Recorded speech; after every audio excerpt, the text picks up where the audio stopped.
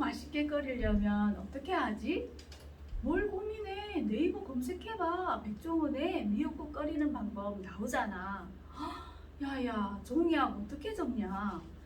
유튜브 검색해봐. 거기에 자세하게 잘 설명해 주더라. 책을 읽어야 하는데 시간이 안 나네.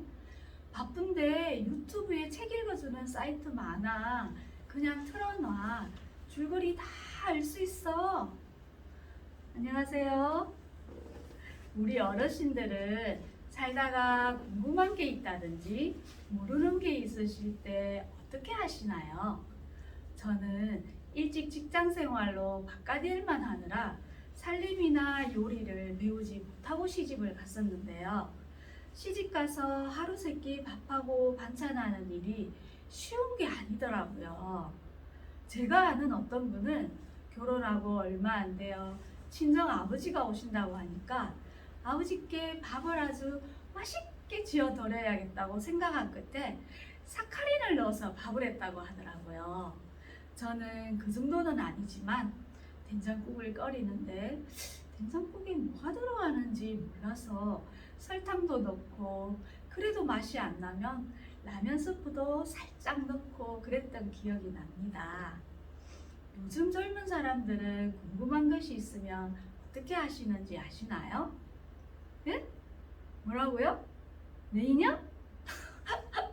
예, 비슷합니다. 네이버요. 요즘 젊은 사람들은 네이버를 넘어 글 읽는 것이 싫어서 영상으로 알려주는 유튜브로 검색해서 빨리 해결한다고 합니다. 영상이 이해하기 쉽고 지식과 정보를 손쉽게 찾아볼 수 있기 때문에 우리 어르신들처럼 어떻게 하면 맛이 날까? 뭘 더 넣어야 되지? 하고 스스로 생각하기보다는 유튜브로 빨리 해결하는 것이 일상적인 삶이 된 것 같습니다. 혹시 호모사피엔스라는 말을 들어보셨어요? 호모사피엔스란 스마트폰과 호모사피엔스의 합성어인데요.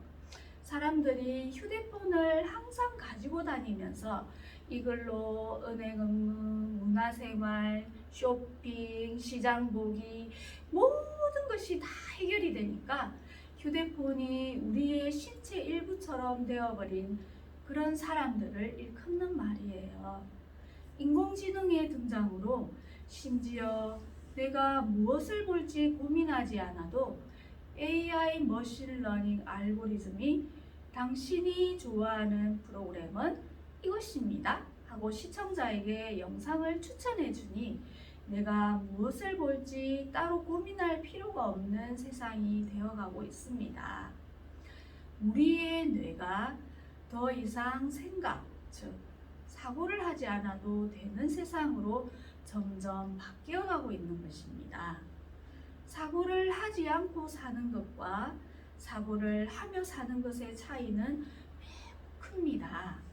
처음에는 사고하는 사람과 사고하지 않는 사람의 차이가 별로 드러나지 않지만 사고를 하면 할수록 폭이 넓어지고 깊이도 깊어져서 사고하는 사람은 다른 사람보다 앞서갈 수밖에 없습니다. 고령교는 대구와 거창을 잇는 다리인데요. 이 다리가 6.25 전쟁 때 폭파되어 망가졌습니다. 그런데 6.25 전쟁이 끝난 1953년 4월, 지금으로부터 72년 전, 정부에서는 지리산에 숨어있는 빨치산을 토벌하기 위해 고령교 복구 공사를 신속히 진행하려고 했었습니다.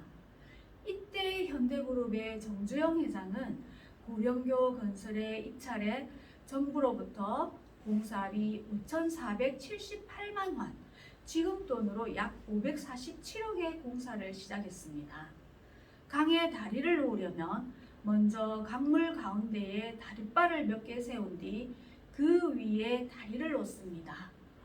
그런데 그 당시에는 그 큰 다리 공사를 하는데 건설 장비도 몇 대 없었고 고령교 건설팀이 깊은 강물에 시멘트를 부어 다리바를 겨우 세웠는데 그때가 장마철이라 물이 불어 세워놓은 다리빨이 떠내려가고 말았습니다. 물살이 빨라 착공 후 1년이 지났지만 아직 교각 하나도 제대로 박아넣지 못했습니다. 수심의 차이가 크고 물살이 센 낙동강에 다리빨을 세우는 것이 쉽지 않았습니다. 공사 기간이 길어질수록 물가가 올라 공사비도 점점 늘어났습니다.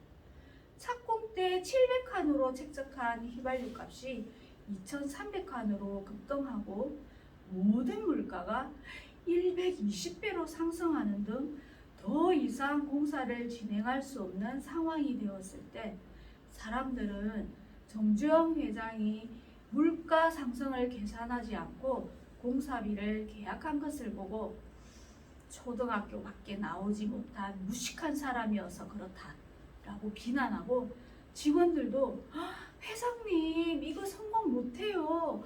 어차피 망할 것이 뻔한데 그만두고 도망갑시다 라고 했지만 정 회장은 중간에 포기하지 않았습니다.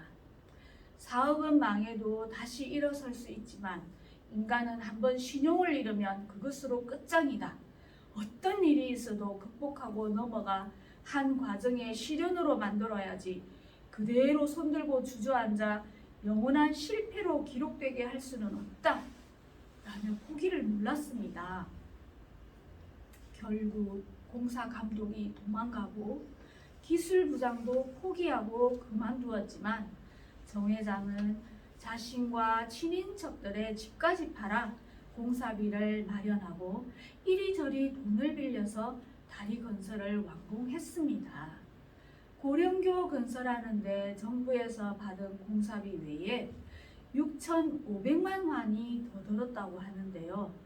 이 빚을 갚는 데만 20년이 걸렸다고 합니다. 어르신들, 이 고령교 공사는 엄청난 빚을 지고 큰 손실을 보게 된 누가 봐도 망한 공사이지 않습니까? 그런데 정 회장은 그 일로 정부와 주변에서 신뢰를 하게 됐고 정 회장의 정신을 높이 인정했다고 합니다.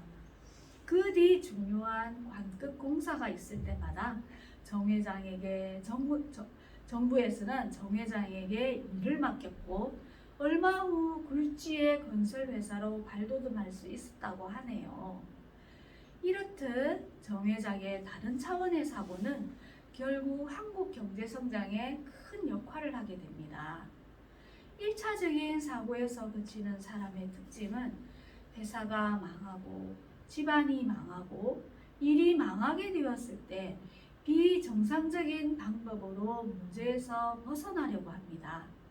대부분의 사람들은 어려운 일을 만나면 그것을 생각하기 싫고 어려움을 겪기 싫으니까 쉽게 도망을 갑니다. 문제를 피해 도망간다고 해결되는 것은 아무것도 없는데도 말이죠. 내가 지금 이 문제를 피해 도망가면 이 문제에서는 벗어날 수 있지만 앞으로는 어떻게 되지?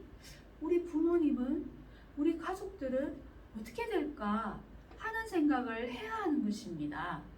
우리가 뉴스에서 듣는 사회적으로 무리를 일으키는 대부분의 사건, 사고들이 즉각적으로 떠오르는 생각에 행동하며 살아가다가 일어나는 일들이 많지 않습니까? 젊은 부부가 게임에 빠져 자식을 먹이지 않고 방치해 죽게 한 소식, 돈 때문에 자식을 낳고 길러준 부모를 살해했다는 소식, 이런 소식들을 들으면 말세다 말세야 하며 우리 어르신들도 무척 안타깝게 생각하지 않습니까? 호모사피엔스라고 불리는 요즘 사람들은 사고력을 저하시키는 환경에서 자신도 모르는 사이에 사고하는 능력을 잃어버리게 됩니다. 어린아이일지라도 스마트폰을 오랜 시간 보게 되면 대뇌 피질이 얇아진다고 하네요. 대뇌 피질이 얇아진다는 것은 뇌가 점점 기능을 잃어간다는 뜻입니다. 사고하는 힘은 비록 눈에 보이지는 않지만 정주영 회장과 같이 1차 사고, 2차 사고, 3차 사고 등 거듭된 사고로 끝까지 피하지 않고 나간다면 자신의 삶뿐 아니라 가정과 내 주변, 더 나아가 이 세상까지도 행복하게 변화시킬 수 있을 것입니다. 감사합니다.